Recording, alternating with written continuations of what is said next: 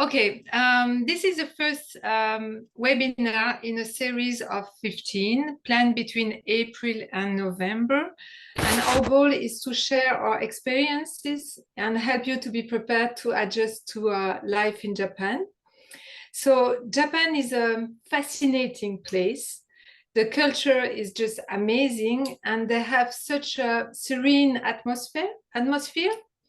So surprisingly, and maybe we can show the slide, Marie, if you, the second one with the culture. But when I told my network that I was going to live in Japan, I observed two reactions. The first one, people were talking about Japan as a travel destination.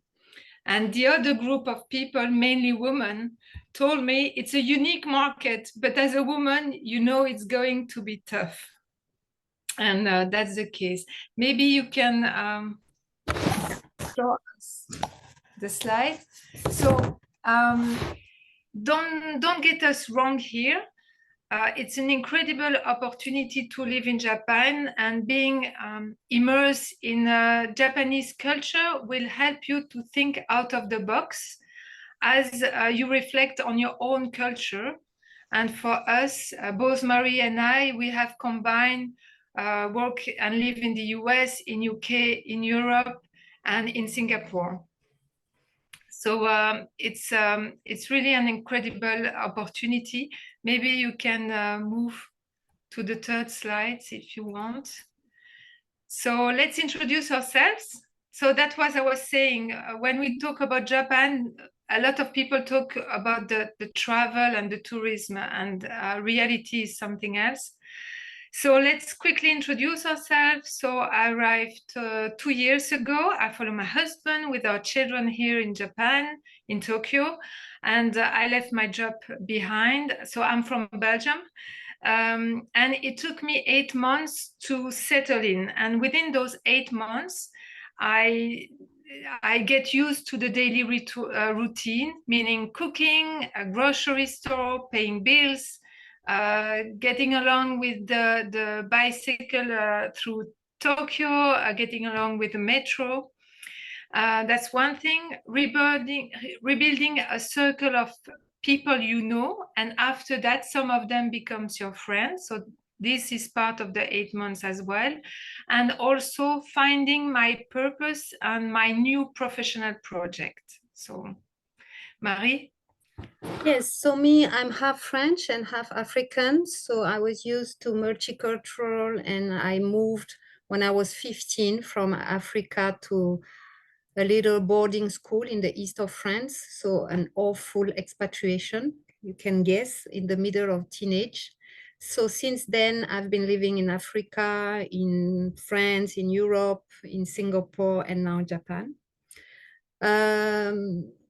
Japan is definitely a challenging destination, but of course, the more you experience expatriation, the better you are able to handle it, even though there's a part that you still need to experience. And there's always some discovery for new challenges. So as Sandrine said, the first year is really challenging. And we launched this webinar because we wanted to share about our struggle and what is important. Of course, you need to settle yourself, you need to settle your family, and that comes with a lot of challenge depending on the destination. And then after, you need to find your new purpose. And me, I knew that I wanted to start a company. So I'm happy that I met Sandrine and that we can have this shared purpose and also to create this community. So thank you all for being there today.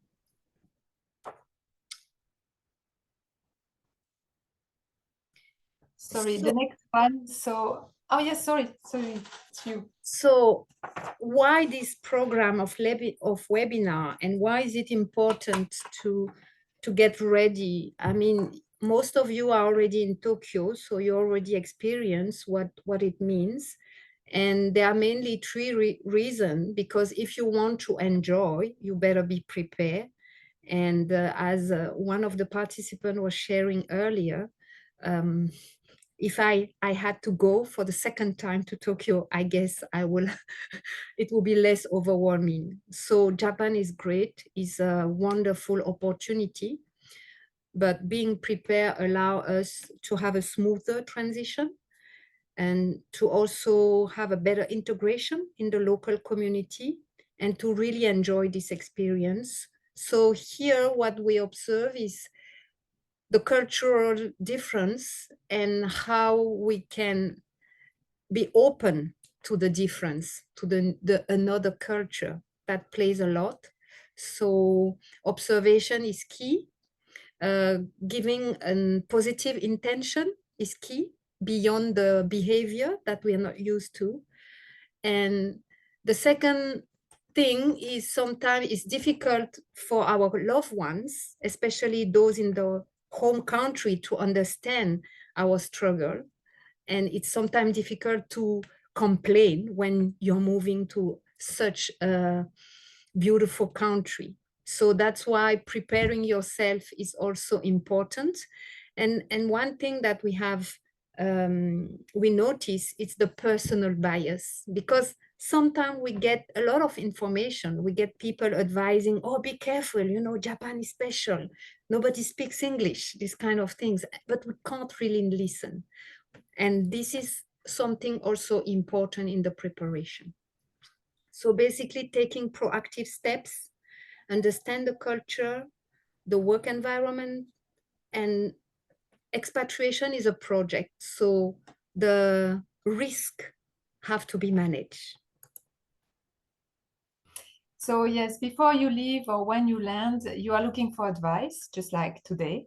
So I would suggest to put them into perspective. The reason we're doing 15 webinars after 2 years, it's because you start getting used to living differently. So you've adjusted and you forgot about how hard it was. So the more years you live in Japan, the more you forget how hard it was. And that's why I took the image of the roots growing, because the more you are in Japan, the more you become kind of Japanese. So if you ask for advice from someone who is from a long time here in Japan, you will say, oh, that's okay, it's easy. No, sometimes it's not. And also put into perspective that from the last decade, a lot of things have changed here in Japan, especially with the new generation coming into work and have different purpose and expectation. And also women that are starting to express themselves in what they want. So usually women in Japan, after a first child, do not work anymore because they don't have support system. And so they are removed from the workplace. And so this starts to change as well. Okay, so we have a list of 15 webinars, and we split basically the webinars in 3 pillars and 2 phases. So the 3 pillars is you, your loved one, and your career. And the 2 phases is until June. It's what you can really think about or do already to prepare your move to Japan. And as from September is more about what you will really experience on a daily basis. Because if we share to you about the grocery store, it's okay, it's so far away. So we really have those 2 phases and those 3 topics that we will cover now. Okay, so the date are there. You can register on Meetup. Yes, that's for you. Yes, so experiencing Japan as a resident. Earlier we had that picture of a Japanese, lady, and we know that we have so many imagery of Japan and its tradition. But of course, experiencing Japan as a resident is a cultural shock at first. And the idea is how we can avoid the common pitfalls And this is exactly the purpose of this webinar. So first we need to talk about the pace, the slower pace in Japan. We know that, but it's still a challenge when we experience it on a daily basis. Um, you know, at work, for any paperwork that you need, it's a challenge. And being prepared.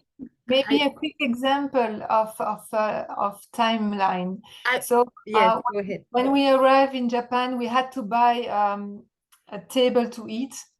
And we went to this shop several times. So we agreed, this is the model that we want. So we came back a third time and say, okay, this is what we want. And then it takes 1 hour, really 1 hour. They have tables, they have seats, just for them to put the paper and to be delivered. So it's not even delivery the table there. It's really 1 hour just to fill out the paper and to pay for one table. Yes, generally the service is very good, but what we are not prepared for is the time consuming that it will take. I wanted to share about applying for the work visa. Everybody tells you have to take 1 day off to do it and queue in a different, so it remember me, my young ages somewhere in Africa. So it's really a surprise when we arrive here. I insist on the fact that the service is generally very good, but of course it comes with a lot of frustration and sometimes misunderstanding. Another thing as a resident is the language barrier. We expect not to speak Japanese. I'm curious about you if you are a Japanese speaker, but myself, I'm still learning. It's a challenge. So we are prepared to have challenges around Japanese, but we can't really assess how far this challenge go. Especially with the paperwork, the groceries, as Sandrine said, and also even with English speakers. We experience that on a daily basis with our company. When you speak with English with Japanese, then you sometimes need to have Japanese slides to ease the understanding. So for me, coming from Singapore, it's really different. Another aspect is the communication codes. Everything is different in Japan. It's the hierarchy, reading the air, the non-verbal communication is really important. And for us as Westerners, we are not all Westerners here, but as non-Japanese for sure, the communication codes come with a challenge. And of course, there are some explanation on the culture of Japan, where all the population is really located in the smaller place around Tokyo, basically, and where we have a majority of mountains. So it comes with the village mindset, a country that is known for its homogeneity, where we have less than 2% foreigners. And of course, the traditional roles and influence in the culture. So Sandrine, for you, it's 8 months to settle. For me, it's more like at least 1 year, generally. And it goes with a mindset shift. We have to, yes, adjust to the culture, and it takes time as well. So our next webinar will talk about finding a job in Japan and working for a Japan-based company. So good news is, with the aging population in Japan and the tight labor market, they are looking for new talent. That's really a good news. And today, the Japanese government have 3 strategies. The first one is to ask the woman to return to work after they give birth to their child or children. Problem is that usually it's part-time jobs, so it's not so good if you want to make it a career. Oui. The second one is that they ask senior people to work longer. And the third strategy is to use technology as much as they can to balance the lack of resources. And as you can see, there is no foreigner strategy as part of it.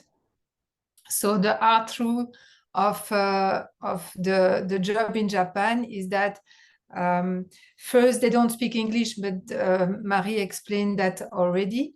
And but sometimes, even if you apply for a job, Japanese may not be required. Imagine you do sales, overseas sales, and you interact with people in the US. You don't need necessarily to have the Japanese language. However, for the group harmony, which is above everything in Japan, you need to be able to interact with your colleague on a daily basis, going to lunch with them, asking about their day, and so that they can ask you to speak a very good Japanese just for the group harmony. So group harmony is really a key point, and yeah. So English group harmony. Also, if you speak, can you come back to the previous one? Even if you speak a very good Japanese, still recruitment priority would be given to natives because they are more in an island mindset and they are more comfortable with like-minded, I would say. So if you have a really good Japanese, you apply for a job, even if you're in the final, stage, don't be surprised if they decided to choose a Japanese person. And even in the international companies based in Japan, you still have management and especially HR with Japanese people. So for example, if you want to work for LVMH, a famous luxury group from France, you will have French people, but you will have also Japanese people that don't necessarily have the European mindset. So be prepared for that too. So it's difficult. And then, yes, next one, as we have a German person here, I took this statistic from the German Chamber of Commerce who says, okay, so those are the three promising if you work in environmental protection, in technology innovation or energy. Those are the sectors that not necessarily they are recruiting, but where Japanese need competencies. So if you work in energy, for example, then you have a benefits of say, okay, I'm here. Maybe I don't speak Japanese, but at least I have these skills. Also, the next one is from the French Chamber of Commerce. And so the French Chambers is receiving job postings from various companies. And you see that most of the time it's about marketing and communication, then translator, then engineer, and salespeople. But once again, for salespeople, be sure that you need to have a very, very good Japanese. In terms of industrial domain, so I talk about VMH, so luxury, automotive, food, retail, technology. Those are the main domain where you have a lot of foreigners. So you have also opportunities to work in a less Japanese traditional environment. Okay, so as expat, yes, software engineer, that's very good. Business developer as well, and also marketing and retails. And I suppose when you follow or when you don't know very specifically what you want to do, the main jobs that you can have is English teacher or French teacher. For example, interpreter, digital marketing assistant, even if you have a broad experience. Everything related to mindset. You have a lot of spouse that are yoga teacher or coach in life, coach in everything, or you work in the travel or tourism. If you go there, check your visa as spouse and make sure that you can work. And if you're not married, you are taking a high risk. So it's I don't know, Marie, if you say it, but if you're not married, you should have your own visa and not linked to your friend or partner. It's a more a social protection for you. Okay. And imagine you have a job. So still decisions are made by Japanese, could be HR, could be the management. So you still, even if it's a French or European or American company, you still have this Japanese ways of working. Very hierarchical, very coding, rules, procedure, everything. And from the local staff perspective, if you are an expat, you're just a new one. In 4 years, there will be a new one. So you're not there permanently. And if you want to make some changes in your working environment, basically local staff don't care about it because you're just a new expat and you will be leaving after. Also, if you want to change things or you see processes that are not optimum, the main answer you will receive is, but this is Japan. So be ready to overcome that by saying, okay, it might be Japan, but still there is some flaws in the process if you want. But this is Japan is the sentence you heard a lot.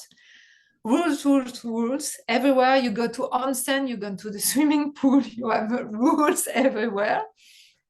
And it's difficult, yes, getting into the know, because once again, they are very kind, they're very, they listen to what you are saying. So they say yes to everything. So at the end of the day, we had a huge group of Belgian people 2 years ago that came to Japan, and they were so happy and say, oh yes, I have such a great meeting with those Japanese. They say yes to everything. Yes, but that just means that we understand you, we listen to you, and we need to think about it. So getting into the know is difficult. Okay. Are you done? I can't see you, so. Yeah, so far we covered one important aspect if you're planning to move to Japan or if you're already in Japan, which is what about the work environment? What are my options if I want to work there? What is the business culture and so that.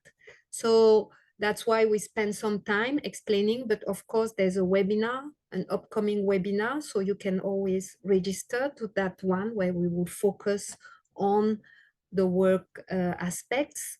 So now we will go less in detail, but just to share with you what would be the contents of all the upcoming webinars from now up to October. So again, you can check the meetup and register the one that interests you. So now webinar 3 is about building resilience. And why is it important? Is of course because of the slower pace. When you arrive in Japan and you experience that, of course, it's challenging because you have zero control over the environment. You don't speak the language most of the time. If you do, that's better. But for myself, when I arrived 2 years ago, you start from scratch, and this will trigger a lot of stress, a lot of frustration. You can spend half day in the income tax office, just to fill in one form. And if you have kids and you have, to commute with them to the doctor, and Tokyo is a very large city, so you will spend a lot of time, basically. So time management is really a challenge. And of course, the cultural adjustment would be another challenge. I talk about the cultural shock, the misunderstanding about Japanese not being friendly, for example. At first, it can be surprising. You take the elevator every day with the neighbor and, they are polite, but that's all. You are not able to share more, and there's a kind of distance. So accepting the slower pace is really one challenge, and that's why building resilience is key, fostering the acceptance of the difference. This is Japan. Also balancing the pros and cons. There's always pros in every situation. Fostering this adaptability and patience is really key. And then there are a lot of opportunity to grow as well, to let go on what we cannot control, and enjoy. If, let's say, I left my job, an interesting management position in Europe, and I follow my husband, and from I'm no one, basically no contact.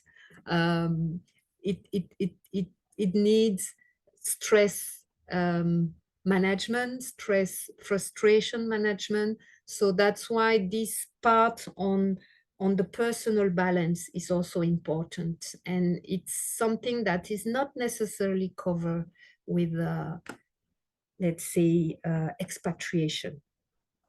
So it's something you may discover only when you're in the situation, and what we are trying to do is to give you some tips in advance. Webinar 4 is realizing you need someone to talk to. So it's part of resilience is one thing. So it's really your ability, your personal ability to overcome these challenges. But realizing you need someone to talk to is really about the change curve, how well you know yourself when you go through that change. The change will increase the challenges.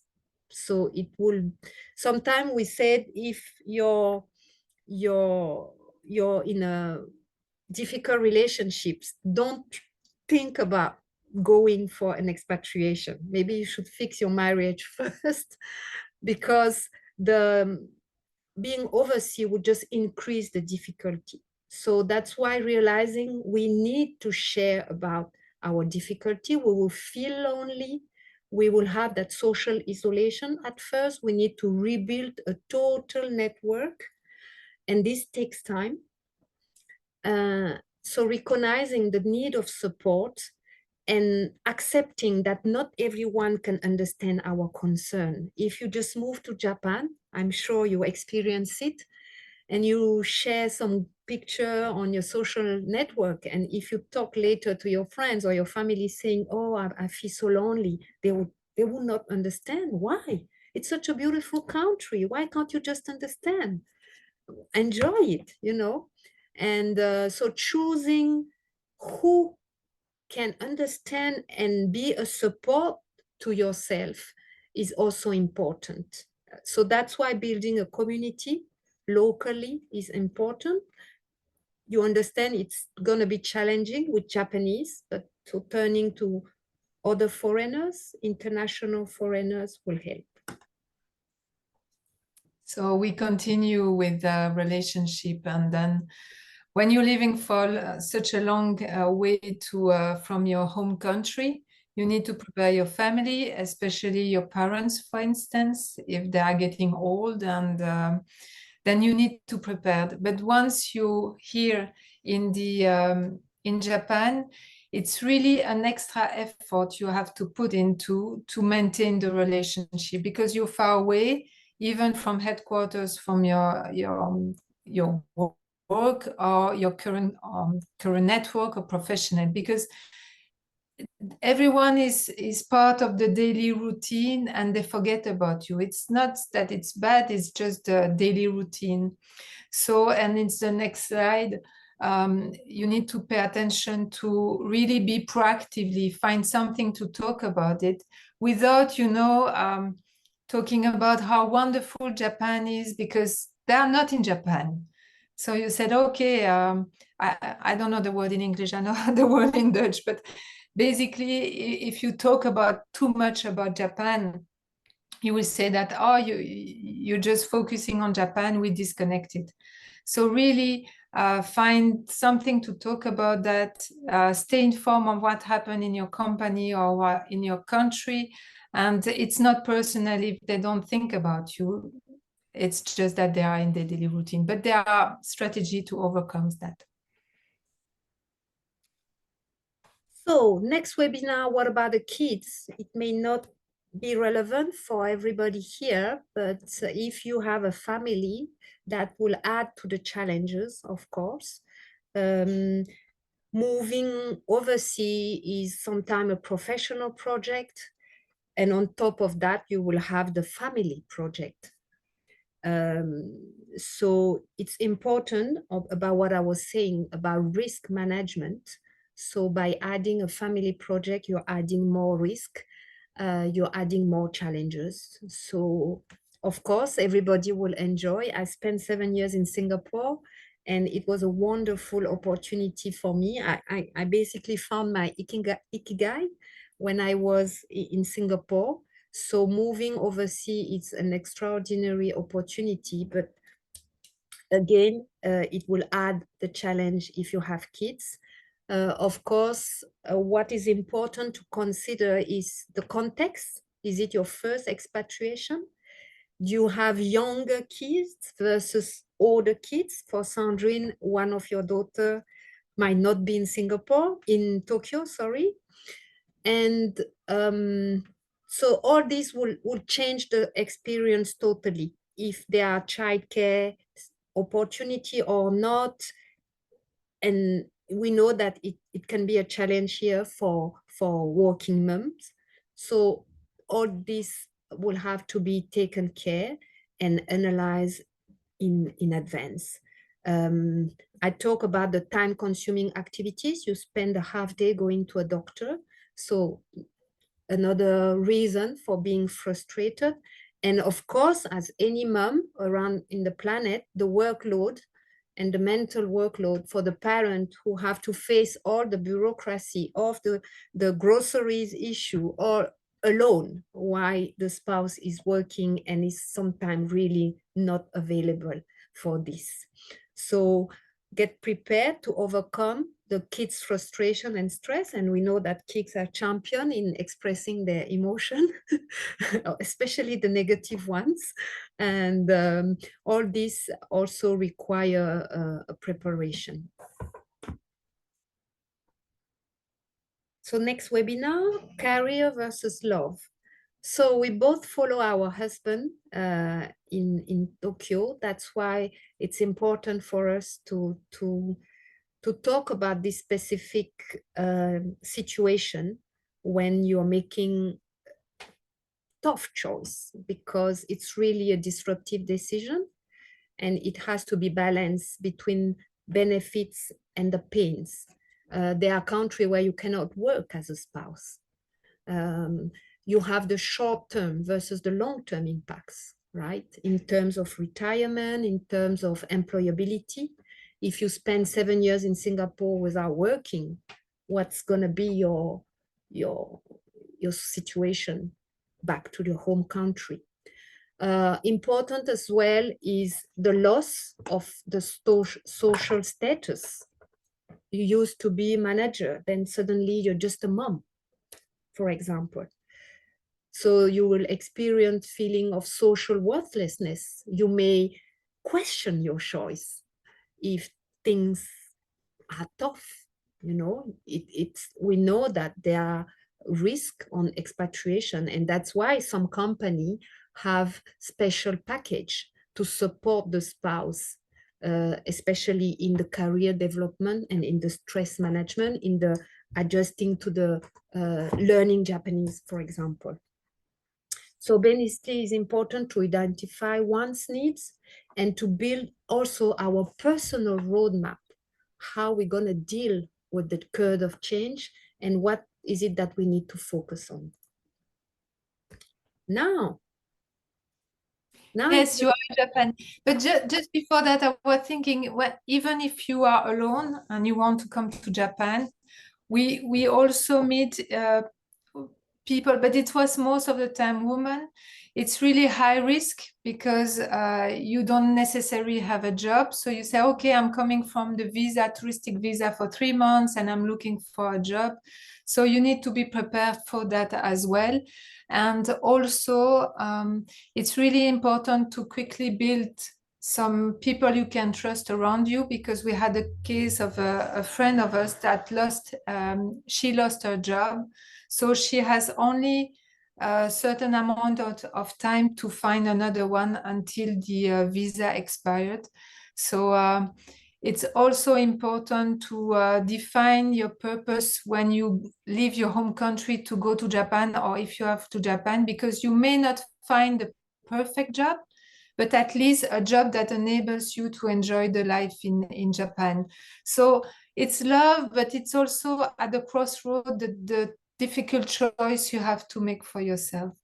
And I want to add that it's not necessarily as a woman, because we also have, even though it's of course a minority for the moment, but you also have men following their wife overseas, and they are facing very specific challenges, especially with other male. And this is also something that needs preparation. And one of the solutions is networking. Find a networking that suits you. Could be formal, could be informal, but spend time to network when you arrive, or even before you arrive in Japan through LinkedIn. Really network to spread your chances of success. So as we are all in Japan, so you know that supermarket, the first time is really a challenge. And I took 2 pictures from mine. The first one is the tofu. So I say, oh, yeah, well, I just want to try the tofu. And then you're in front of the of the shelves and you say, okay, which one? The second one is the miso. And then the third one is about everything is packed and in small quantities. And when you go to supermarket, you say, oh, I'm just eating too much. But it's quite a challenge. And we'll see that in September. And then it's you. So talking about family, again, the school integration, it's also something that needs to be really discussed as soon as possible. Generally, family will approach school and they will take a lot of information. But what is maybe less obvious is the change that it will trigger in the family dynamics, because you arrive in a country and sometimes your kids, they will grab the Japanese before you, and they would be much more at ease, let's say with the metro, or at the restaurant they can order, and at the grocery they can also help. So it changed the balance and the power dynamic. So this can be also something difficult for the parent that stays at home versus the one that has a job. Another aspect is the homogeneous society. We talk about that, and all the unwritten rules that are, of course, also active in schools. The hierarchical aspects, the communication code that are different. As we said, the getting the no is difficult. So you are not always 100% sure what to do, what the other person think. And of course, you have difference in the education system. The teaching approach are different. So all this has to be, of course, explored earlier. What is also important is your student background. If the student have come, from example, from more like the English or the American education system, moving to the French education system could be challenging, because it's really the opposite. So then you can expect some challenges for your kids, and integration challenges. And the last thing is, Japan is a safe country, but bullying attitude is something that is prevalent here. I found a study where they compare Japan and the US. and we know it's called ijime, and they are the sorry, my English, the I lost it. Anyway, you find much more cases of harassment in Japan with Japanese students than American students. So also something that need to be explained maybe to your kids, and something that needs to be monitored. Let's speed a little bit because we still have 14 minutes. Yes. So this one, is it me? Yes. Yes, so webinar 10, embracing expat camaraderie. We already talked about the importance of the network. We already talked about the importance of the loneliness and the isolation that is experienced. So basically, this webinar is dedicated to this topic and why building community is key, and how you can recognize the key symptoms so that you don't fall into the depression and so on.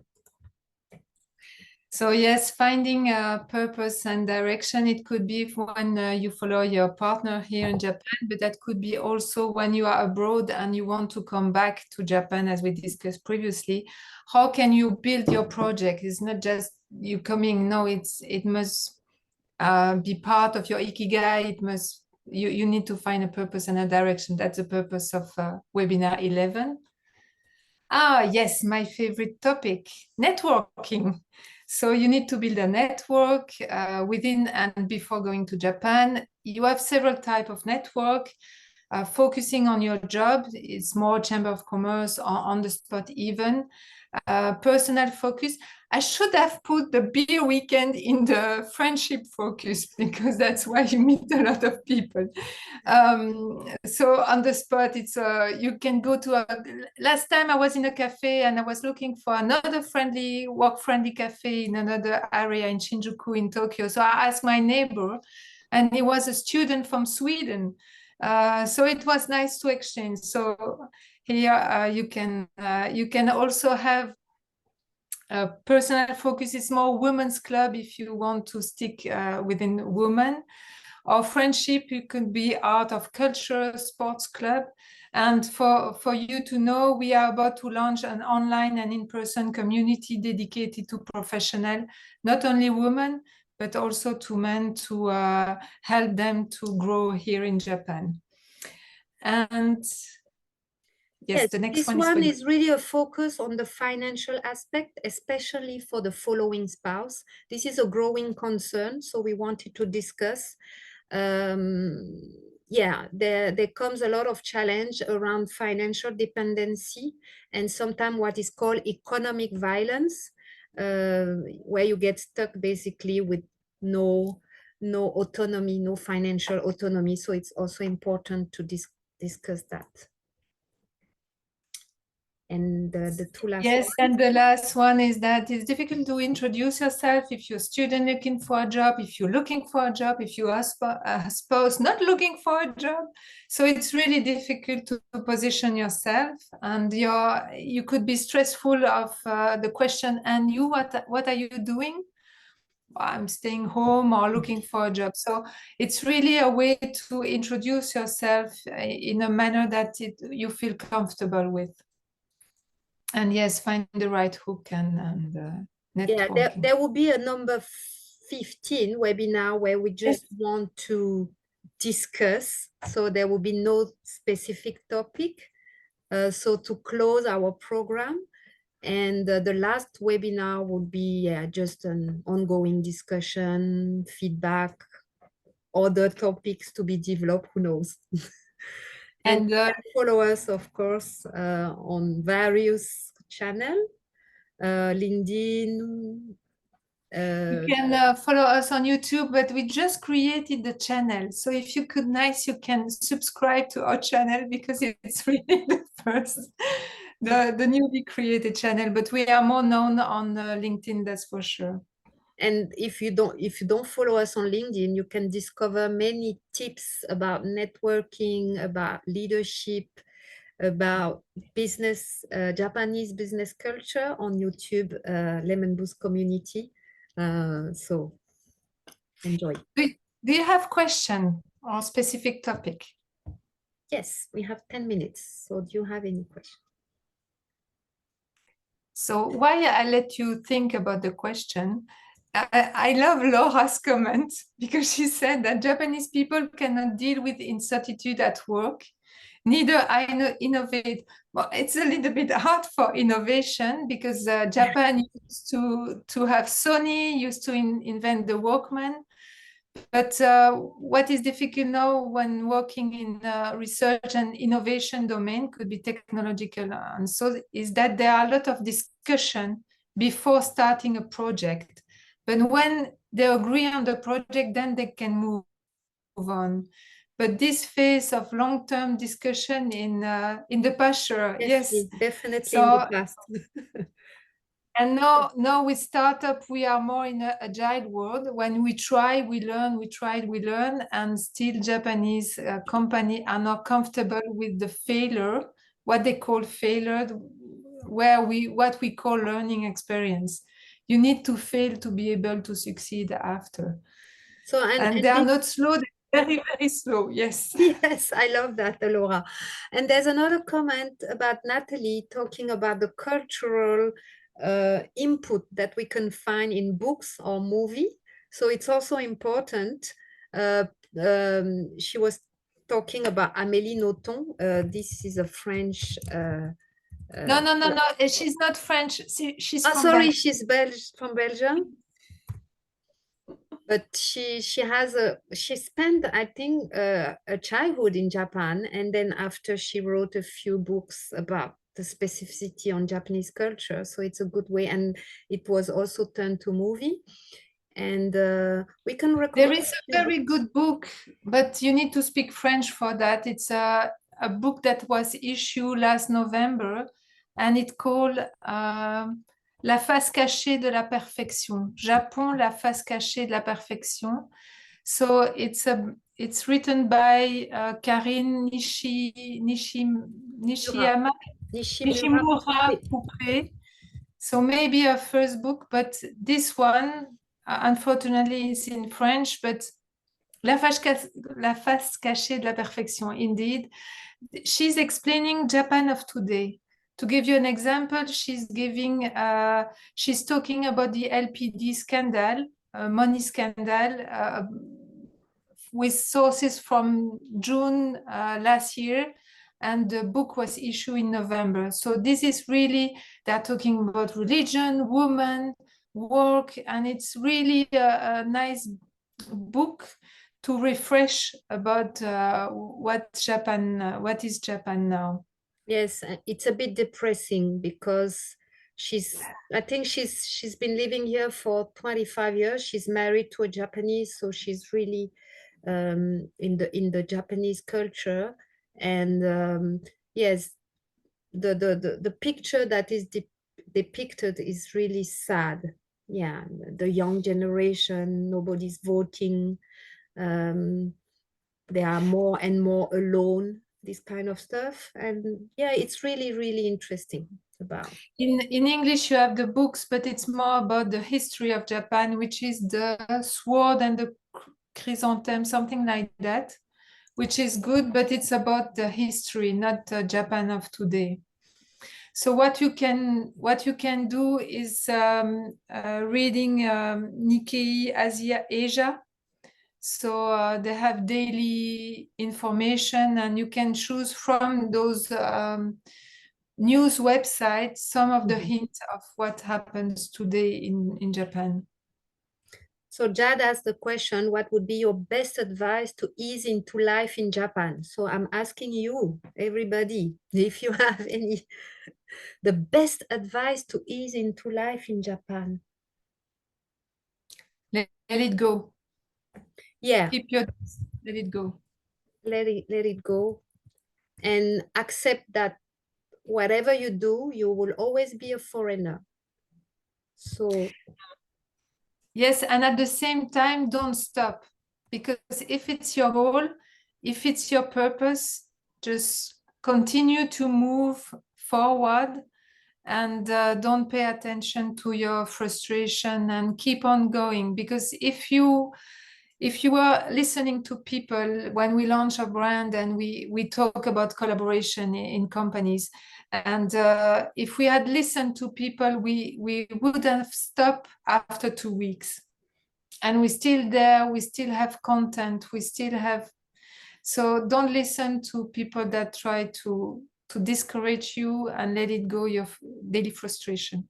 Yeah, for me, it's really to accept the slower pace. This is key, because otherwise you're fighting against the current. You see, you're trying to so you're spending a lot of energy, and you're getting tired. So yeah, learn how to go with the current, and as Sandrine said, continue to move. It might not be a straightforward line, it can be something like that. Practice yoga. Yeah, indeed.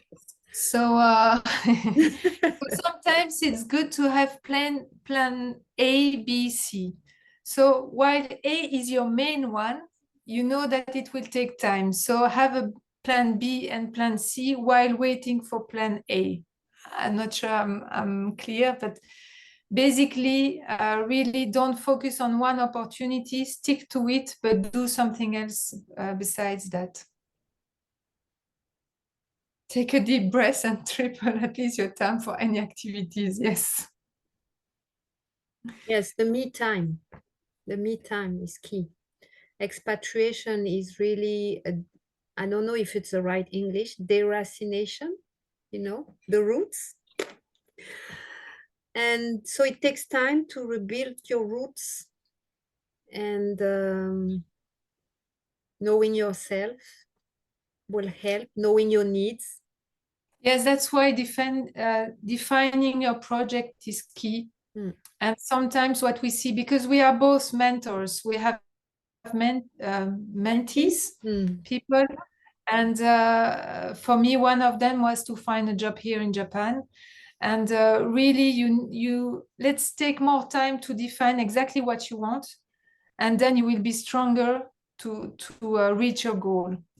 And sometimes we just have a kind of, oh yes, I want to go to Japan, yes, and say, okay, that's nice, but what are your skills? And then how to build your project, and think about your project. It shouldn't be 100% defined, but at least 80% should be defined. So you know exactly what you want, and you'll be more impactful, for example, when meeting people. Okay, any last question? I have 2 minutes. Or comment? Is there a topic that you would like to be seen covered, and that you didn't find in our various aspects? Let us know as well, because we can always add one.